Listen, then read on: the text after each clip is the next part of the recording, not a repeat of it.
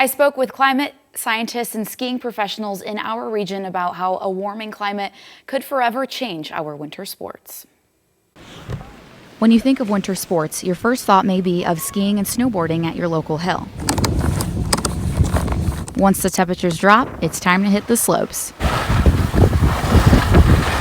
But what happens if there's no snow?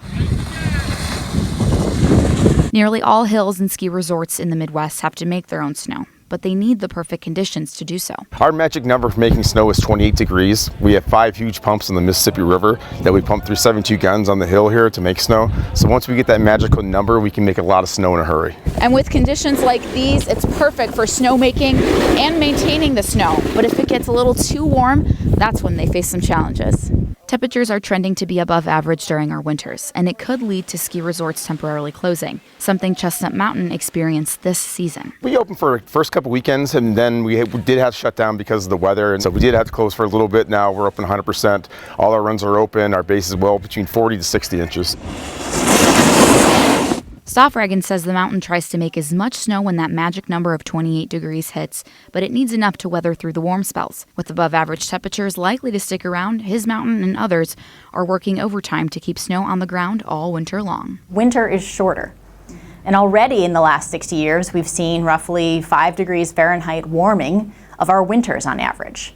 There'll be fewer cold spells, and the cold spells, some of them won't be as cold as they used to be. We spoke with Professor Elizabeth Maroon, an educator at the University of Wisconsin in the Department of Atmospheric and Oceanic Sciences, about why our winters are getting warmer. She says winters are the fastest warming season, and we'll see even more changes as they evolve in the future. You take the thermometers all around the globe, average them together, it's been warming over the last century.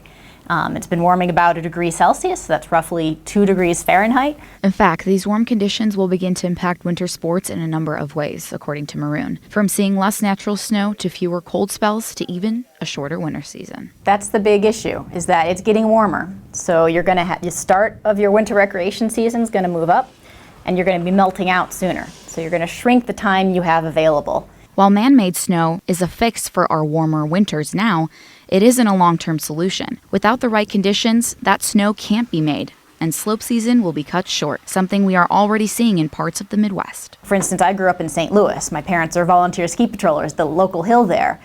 They weren't ski patrolling over the holiday season this year. They didn't open up until after Christmas, which for little hills like that, that's a big season for them. It's not going to be as feasible for places like that to continue on in the future. If temperatures continue rising, those favorable snowmaking conditions, along with less natural snow overall, could be lost. There's hope. We are not locked into this future. We can get on a different path. Hope that we can turn back the clock on climate change so winter athletes and leisure riders can keep shredding the slopes.